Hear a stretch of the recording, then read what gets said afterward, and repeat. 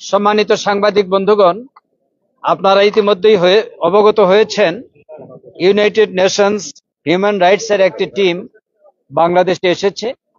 তাদের সাথে আজকে বাংলাদেশ জামাত ইসলামীর সম্মানিত আমির, সাবেক এমপি ডাক্তার সৈয়দ আব্দুল্লাহ মোহাম্মদ তাহেরের নেতৃত্বে এই সংগঠনের সেক্রেটারি জেনারেল সাবেক এমপি মিয়া গোলাম পরোয়ার এবং আমি প্রচার সেক্রেটারি মতিউর রহমান আকন্দ, আমরা 3 জন ওনাদের সাথে সাক্ষাৎ করেছি। আমাদের এই সাক্ষাতের সংক্ষিপ্ত একটি বিবরণ brief doctor Syed Abdullah Mohammad Taher, former MP এবং জামাত ইসলামের নায়েবে আমির, এখন আপনাদের সামনে ব্যক্ত করছেন। বিসমিল্লাহির রহমানির রহিম।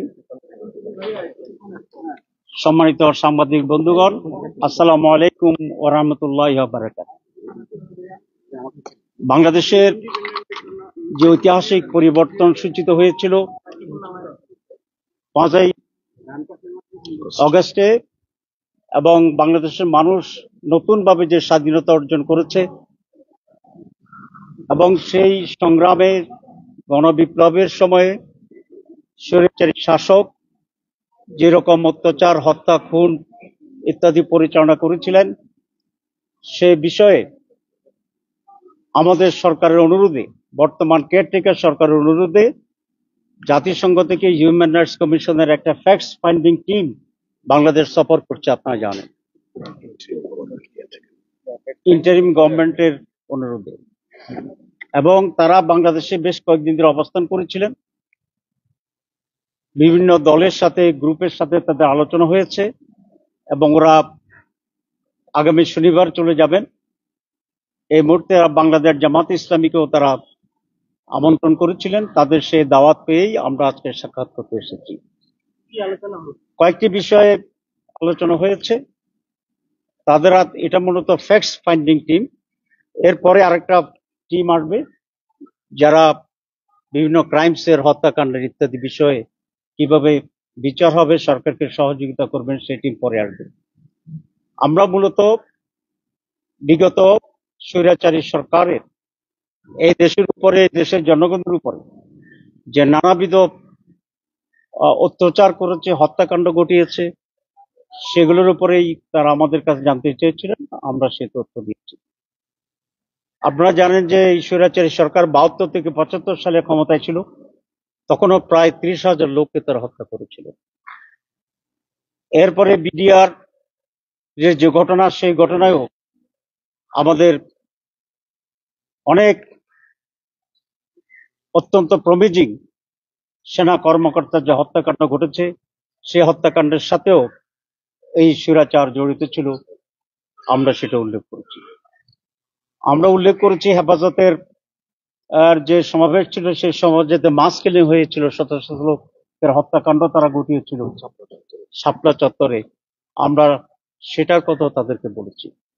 আর সর্বশেষ এই মহা গণবিপ্লব, সকল শ্রেণীর মানুষের যে বিপ্লব, ছাত্র জনতার যে বিপ্লব, এই বিপ্লবকে ব্যর্থ করার জন্য যে নির্বিচারে তারা হত্যাকাণ্ড চালিয়েছিল, হেলিকপ্টার থেকে গুলি করা হয়েছে, মনে হয় যেন একটি বিদেশি শক্তির সাথে লড়াই হচ্ছে নিজ জনগণের উপরে এইরকম হত্যাকাণ্ড, যে এটা নজিরবিহীন সারা দুনিয়াতে। এবং সেখানে 1.5 বছরের শিশু থেকে শুরু করে বৃদ্ধ পর্যন্ত গুলিবিদ্ধ হয়ে হত্যার শিকার হয়েছে। এটাকে আমরা বলেছি এটা জেনোসাইড, গণহত্যা।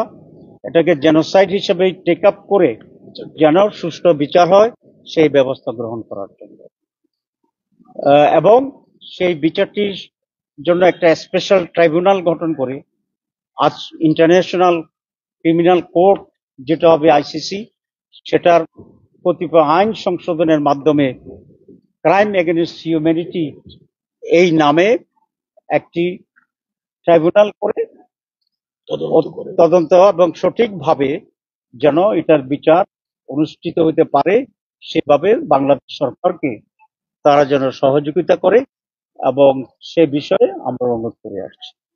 তারা দুঃখ প্রকাশ করেছে সমস্ত হত্যাকাণ্ডের জন্য এবং বলেছেন যে আমরা এটা বোঝার জন্য আসছি। আমরা বিভিন্ন গ্রুপের সাথে, পলিটিক্যাল পার্টিদের সাথে আমরা আলোচনা করছি।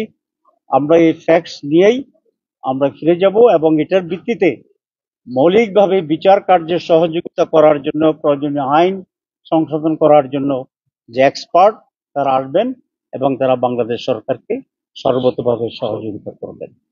এই হচ্ছে আজকে মূল আলোচনার জিস্ট। আপনাদের সকলকে ধন্যবাদ।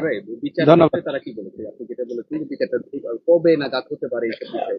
ওরা আগামী মাসেই মূল টিমটি আসবে এবং এসে টেকনিক্যাল বিষয়গুলোতে সরকারের সাথে মত বিনিময় করবে এবং ইনকোয়ারি কার্যক্রম শুরু হবে এবং তারা তো মূলত বাংলাদেশ সরকারকে হেল্প করতে আসছে।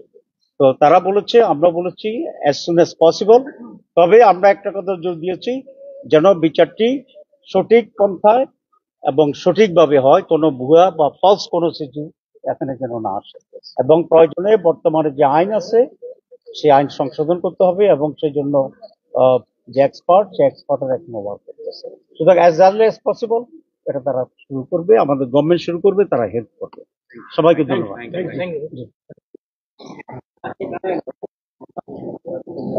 ওই যে নিউজ 24 আপনি কোনটা বলতে চাচ্ছেন? ওই যে আছে আপনার আলোচনা